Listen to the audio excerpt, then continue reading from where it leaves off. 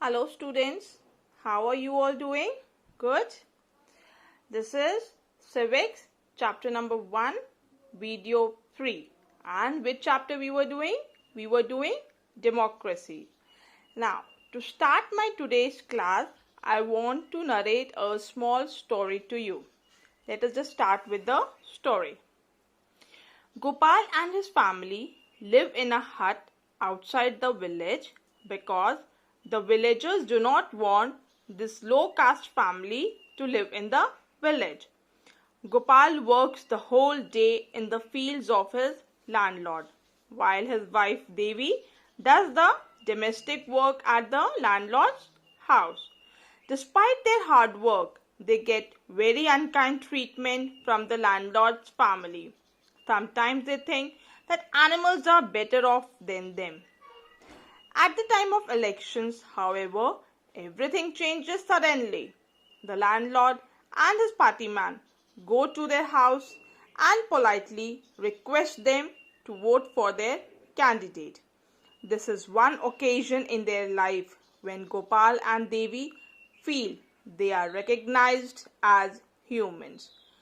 Again, when they see the big people standing in a queue with them for casting a vote, for a moment, Gopal and Devi feel that all humans are equal.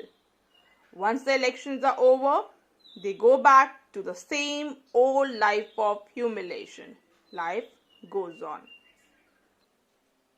Now, I just narrated a short story to you about a person who lives in a village who sometimes feel that they are just like animals who are not considered equal by the people who are living in the society.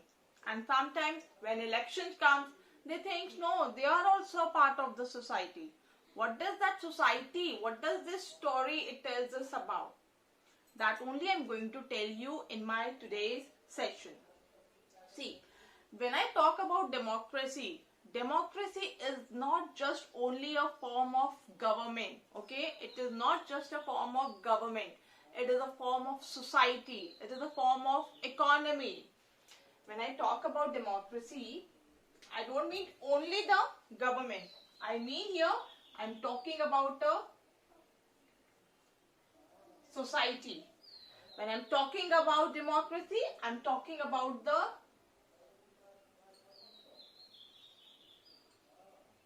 economy. Now, when I talk about society, I mean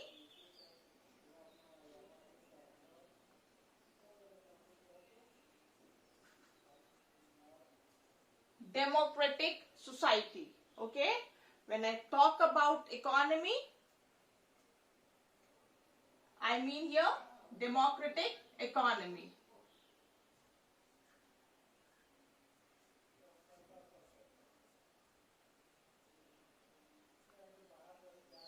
Clear?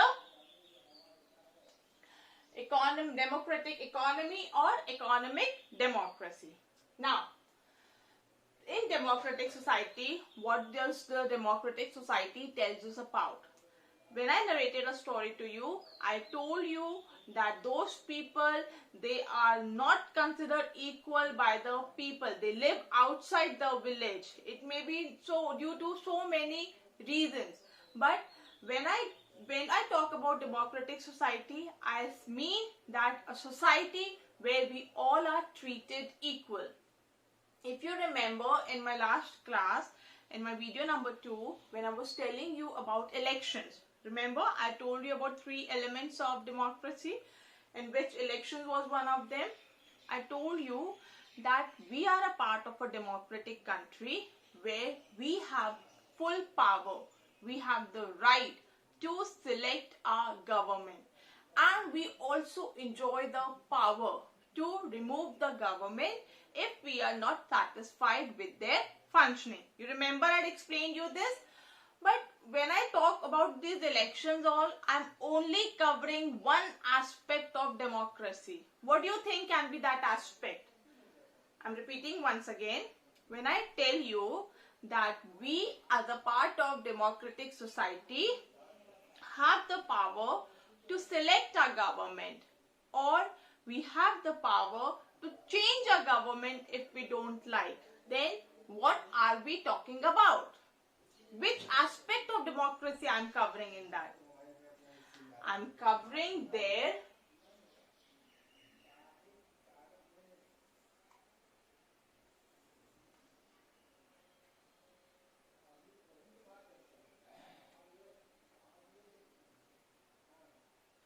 political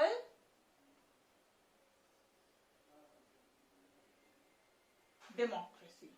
When I'm telling you that we enjoy the right to select our government, I'm only meaning the political democracy.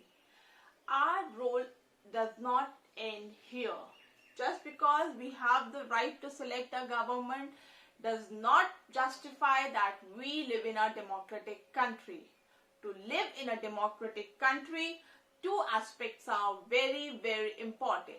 This is only one main element of democracy, that is political democracy, that is we are choosing our government. Now what next? Does the right to elect our government gives you this right or justify the statement that we live in a democratic society? Does it? No, it does not justify the statement. To prove that we live in a democratic country, two things are very, very important, and those two things are democratic society and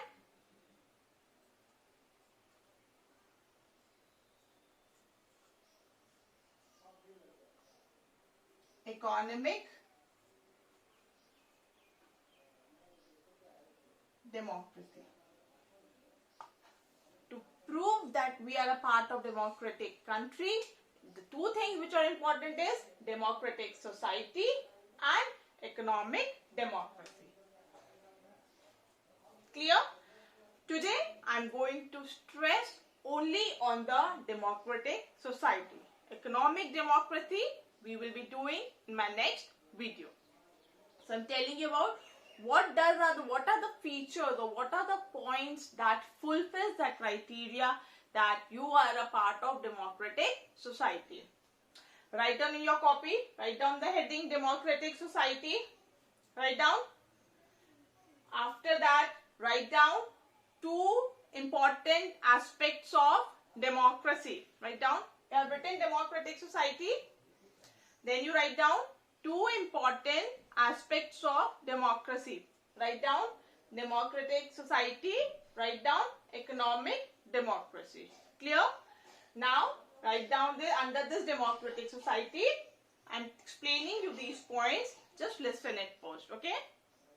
See, to see or to prove that you are a part of democratic society, we need to see first that there is no discrimination of any kind. Any kind, by here I mean any kind. Maybe on your gender, maybe on your money, your economic capacity, maybe on your caste, religion, anything. There is no discrimination of any kind in the society.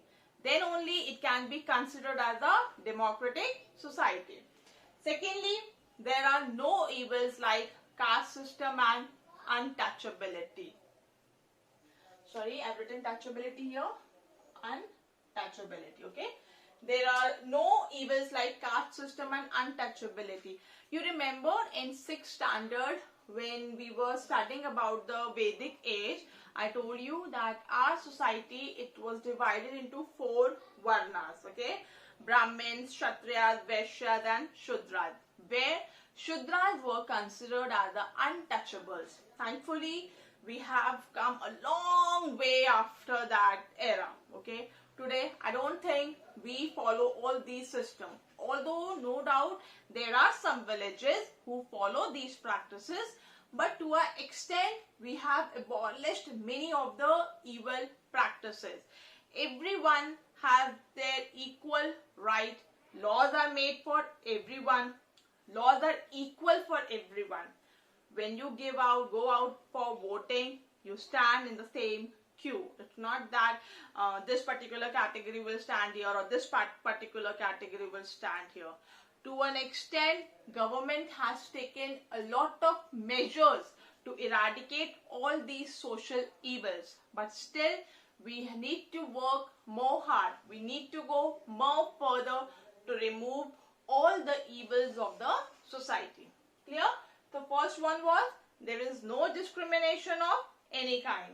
Secondly, there are no evils like caste system or untouchability. Then men and women are treated equally. There is no difference between men or women. Today also in your next chapters you are going to study about women empowerment. You will study about how today women enjoy the same position as it is enjoyed by men. How things have changed from a previous era to the present situation. These things you are going to study in your coming chapters. So this is the third feature of the democratic society. Then fourth one is no one enjoy more privileges on the basis of caste, religion or race. By this I mean that it is not that someone who belongs to a particular caste or someone who belongs to a particular religion will enjoy some more or special privileges. It is not at all like that.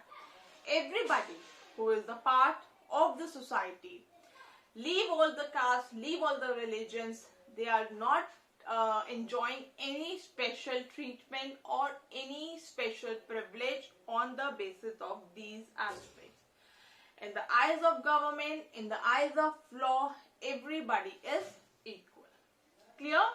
These are some of the important features of the democratic society. I am repeating once again. First one, there is no discrimination of any kind. Second, there are no evil systems like caste system or untouchability. Third, men and women are treated equally. Fourth, no one enjoy more privileges on the basis of caste, religion or race. Clear till here? Economic democracy, we will be doing it in the next video.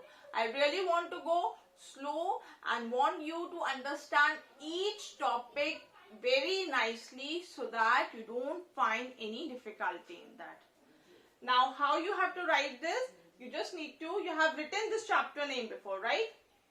I told you have to write these two aspects, democratic society and economic democracy. You have written this? Written? Okay.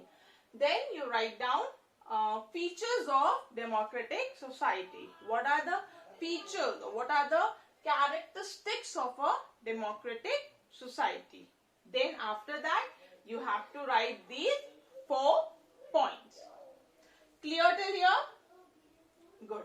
Now after this I am going to give you a short assignment that you have to write it in your notebook. Just write down the assignment now.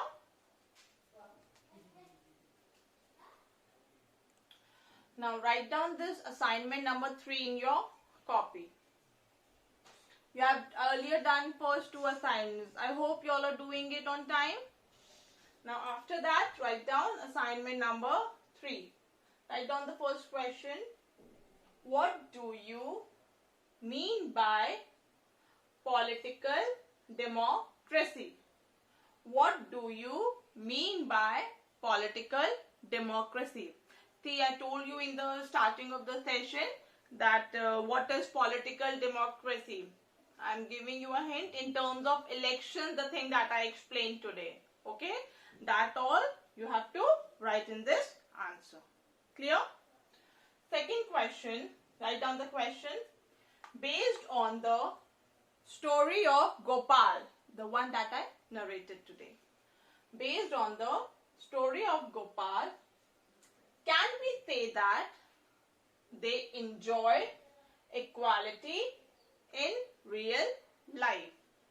Based on the story of Gopal, can we say that they enjoy equality in real life? I started my today's session with a story. I told you about a short story about Gopal and his family. That how are they treated? See, it basically covered, that story basically covered the features of democratic society also, and somewhat of economic democracy also. Okay. So based on that story, you need to tell me, you need to write, can we say that they enjoy equality in real life? Are they really a part of the democratic country? Okay, you understood my question? So this you have to identify, you have to go through that story once again, you have to rewind the video, go to that starting video, go through that story once again, and just find out why do you think that if yes, do you think they enjoy equality in real life? Then it's okay. And if you think that they don't enjoy equality in real life, write down the reason also. Okay, here, give reason in support of your answer. Clear these two questions? Please do it in your notebook. In my next video, video number 4, we will be covering the economic democracy, and then your notes, your classroom notes and your textual exercise will be uploaded on the parent portal. Kindly go through that and write all the notes in your notebook. Apart from these also you have to write whatever in short I am writing here. Copy down that also, and the proper notes that I have made for you, write down those notes also. I hope I have made myself very clear. There is no confusion. Clear? Very good. Till then, take care. We'll meet in the next video now. Bye.